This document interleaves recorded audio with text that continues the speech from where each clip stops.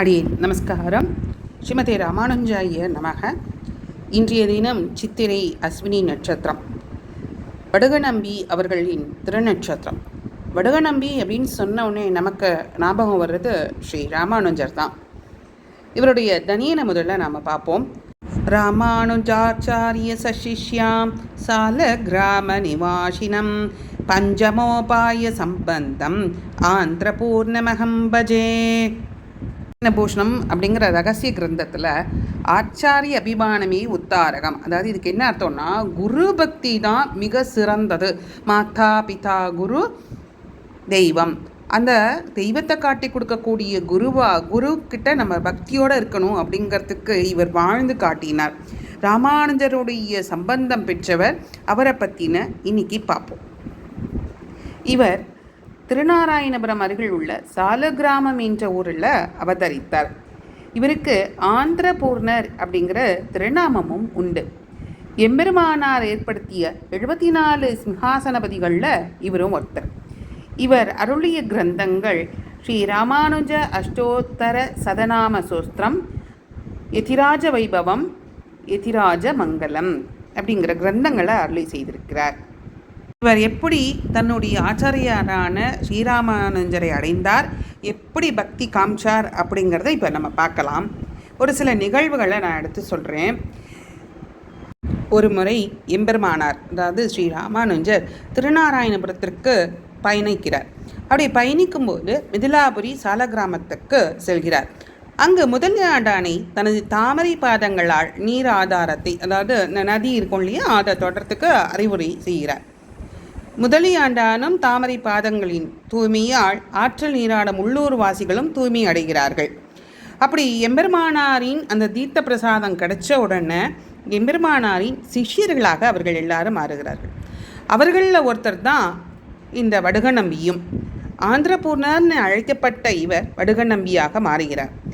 எம்பெருமானார் அவருடைய கருணையால் வடுகநம்பியை ஆசிர்வதித்து தமது சம்பிரதாயத்தின் மிக முக்கியமான கொள்கைகளை அவருக்கு கற்றுக் கொடுத்து அவரை ஆச்சார நிஷ்டையில் முழுமையாக நிலைநிறுத்தினார்.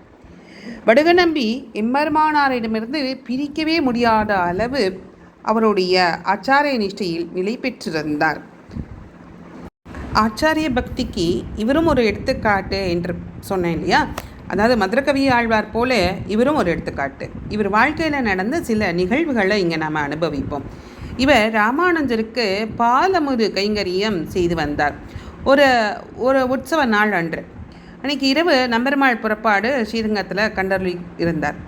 உடையவர் மடத்து வாசலில் எழுந்திருளும்போது உடையவர் ஸ்ரீ ராமானுஜர் பெருமாளை சேவிக்க போனார். அப்பொழுது வடுகநம்பியை பெருமாளை சேவிக்க வருமாறு அழைத்தார். அதற்கு நம்பி, உம்முடைய பெருமாளை நாம் சேவிக்க வந்தால் என்னுடைய பெருமாளுக்கு பால் பொங்கி போமே அப்படின்னு சொல்கிறாராம். என்ன அர்த்தம்னா, நான் பெருமாளை சேவிக்க வந்துட்டேன்னா அடுப்பில் இருக்கிற பால் பொங்கி போயிடுமே, என்னோட பெருமாள் நீங்கள் தானே அப்படின்னு அவ்வளோ ஒரு ஆச்சாரிய பக்தியோடு இருந்தாராம். மதுரகவி ஆழ்வாரை போல தெய்வமற்று அறியாது உடையவரே தெய்வம் என்றிருந்தார். இவர் உடையவருடைய ஸ்ரீபாத தீர்த்தத்தை கொண்டு கீழ்நாட்டில் பஞ்சத்தை போக்கினார். உடையவர் ஸ்ரீபாத தீர்த்தம் தவிர வேறு ஸ்ரீபாத தீர்த்தம் கொள்வதில்லை என்று அவர் நியதியும் வைத்திருந்தார். மற்றொரு நிகழ்வை நாம் இப்போது காண்போம். இவர் உடையவரின் திருவடி சுவடுகளை, அதாவது அந்த ஸ்ரீபாதம் இருக்கு இல்லையா, திருவடி அந்த பாத அணிகள், அதை எடுத்துக்கிட்டு தினந்தோறும் திருவாதாரணம் செய்வாராம். ஒரு நாள் யாத்திரைக்கு புறப்படும் பொழுது உடையவர் திருவாராதன பெருமாளையும் திருவடி சுவடுகளையும் ஒன்றாக கொண்டு சென்றார். இதை கண்டு உடையவர், வடுகா இதன் செய்தி என்று கேள்வி கேட்க, நம்பியும் உங்கள் தேவரில் என் தேவருக்கு என்ன குறை என்று சொல்லிவிட்டார். அதாவது அந்த பெருமாள் உங்களுடைய பெருமாள், இது என்னுடைய பெருமாள் என்று ராமானுஜரின் பாதுகையை காட்டினாராம். உடையவர் ஸ்ரீரங்கத்தில் பெரிய பெருமாளுடைய வடிவழக சேவித்து கொண்டிருந்தாராம்.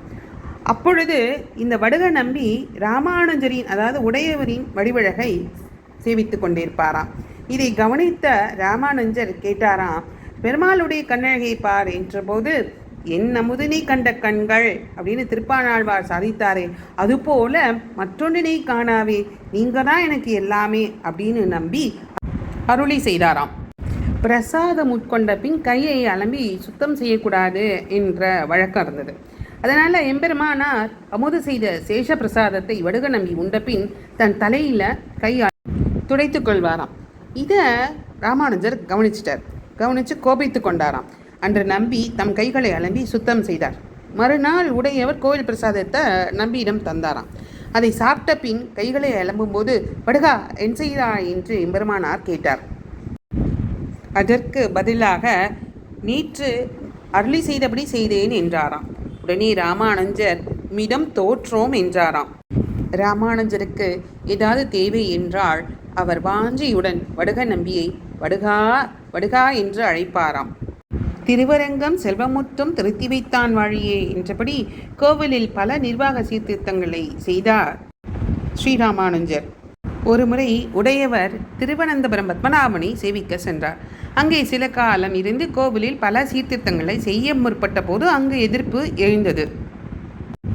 உடையவர் இரவு படுத்து உறங்கும்போது இரவோடு இரவாக அவரை பெரிய திருவடியாம் கருடாழ்வாரை கொண்டு திருக்குறங்குடியில் ஒரு சிறு கற்பாதை மீது கிடத்திவிட காலை எழுந்தவுடன் இடமாறியதை கண்டு வடுகா வடுகா என்று அழைத்தபோது வடுக நம்பியாய் உருவெடுத்து கைகட்டி வாய்ப்பொத்தி குனிந்து அடியேன் தாசன் என்று வடுக நம்பி போலவே பணி அன்புடன் இருந்தாராம் திருக்குறங்குடி நம்பி. இவ்வாறு ஆச்சாரிய நிஷ்டையிலேயே ஊறியிருந்த வடுக நம்பியைப் போல நாமும் ஆச்சாரியரிடத்தில், அதாவது குருவிடத்தில் பக்தி செலுத்துவோம். ஸ்ரீ வடுக நம்பி திருவடிகளே சரணம். ஸ்ரீ ராமானந்தர் திருவடிகளே சரணம். ஆழ்வார் பெருமானார் திருவடிகளே சரணம். ஆச்சாரியன் திருவடிகளே சரணம். நன்றி.